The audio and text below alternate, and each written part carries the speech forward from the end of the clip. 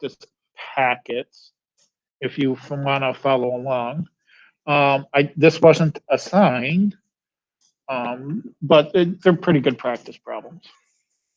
So I'm going to go ahead and do these. And if you have any questions, let me turn my laptop. Go ahead and unmute yourself, and we can always discuss. Okay, so synthetic division. God, my glasses are fogging. I'm going to have to cheat here, and this mask is not working with me. Okay, so synthetic division isn't that bad. Long division was hard, and we skipped it because you guys are lucky this year. Okay, so we looked at the polynomial 2n squared, and what I'm looking for are those coefficients of each variable. Now, the tricky part here, number 3 kind of shows the tricky part. We'll get to it when we get to number 3. So I'm looking at those coefficients. Okay, so I'm looking at the coefficient 2, looking at the coefficient 6, and I got to be careful here because that's a negative 21. And I'm going to divide that by n plus 5. Now, we need what n equals. Okay, so this happens to be a divisor of this polynomial. Well, we think it is. But what we're actually doing is we're taking this n plus 5, we're setting it to equal to find out what n actually is. And if we subtract 5 from both sides, we get n equal to negative 5. That's our divisor, negative 5. Okay, so with synthetic division, what we do is we drop down this first coefficient. Okay. Then we take negative 5 times 2, and that's negative 10, and we put it underneath the 6. And we're adding these. Okay.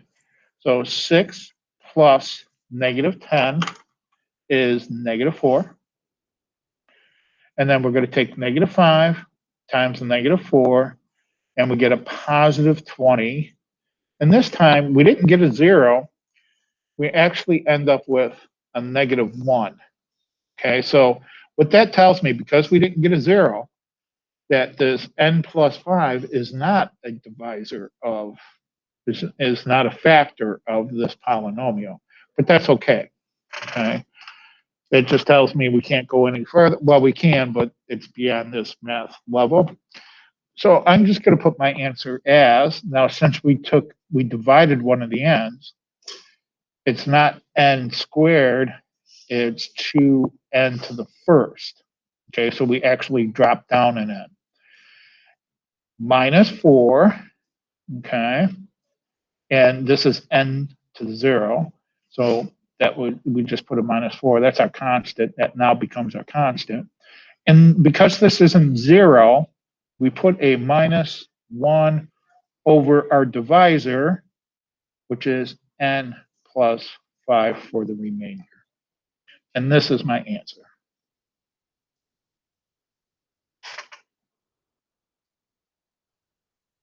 Okay, let's do another one. Looking at the coefficients here, I have 2, negative 8, and negative 41. My divisor is going to be the opposite of negative 7, which is positive 7.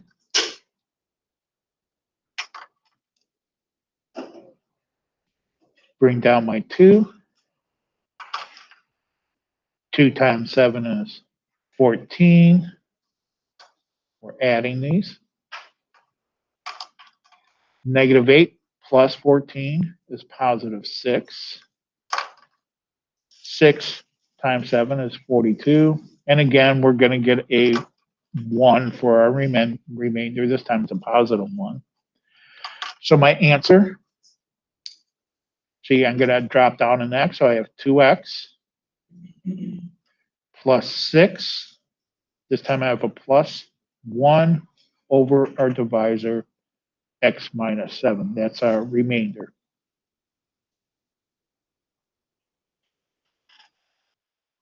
Okay? One more. Now, this is what I was telling you was kind of the tricky one. All right, so I have x to the third. So my coefficient here is, remember, if there's not a number or a coefficient there, it's 1, right? 1 times x cubed. So my coefficient is positive 1. My next coefficient is minus 4. Here's another positive 1. Now, here's the tricky part. This is actually x cubed minus 4x squared plus x. And we're actually adding a 0 for our constant. We just don't show it. This is x to the first. And actually, all our constants are being multiplied by x to the 0 power, which is 1. But the coefficient for this x is 0. Our constant, we didn't have a constant there. We have to put a 0 there. Now, that also works. Suppose my polynomial was like x to the third plus x, okay, plus 2. Now, notice in this example, I don't have an x squared. So I would have to put a 0 in for that. So I would have 1, 0, 1, 2. So if I don't have a term, you got to be careful. If I didn't have this x squared, I would have to put a 0 in. Okay. Here, I don't have a constant, so I have to put that 0 in. That makes sense, or did I confuse everyone? Because I tell you right now, your Delta Math has a couple of these in there for practice problems. All right, my divisor is positive 4. I'm going to go ahead and do my division. Bring down my 1. 1 times 4 is 4. I'm adding these. So here's a 0. Got to be careful. We do use zeros in there an awful lot. 0 times 4 is 0. 1 plus 0 is 1. 1 times 4 is 4. 0 plus 4 is 4. Now, if I didn't put that 0 there, I would have missed this remainder. Okay. So I have x, we're dropping it down, 1 exponent. So this is 1x squared. Plus, if you want to put a 0x here to keep everything straight for now, we can do it in 2 steps. Otherwise, those people that can probably skip a step, that's fine too. Plus 0x to the first, plus 1 is our constant, plus 4, and our divisor is x minus 4. You can leave your answer like that.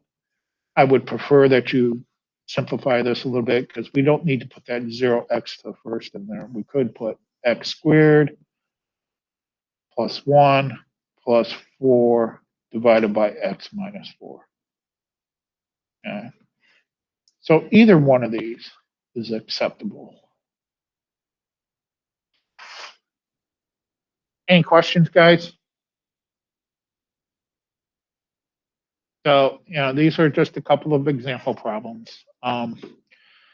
Obviously, if you have problems throughout Delta Math or something, there are videos for you to watch. Okay. That's it.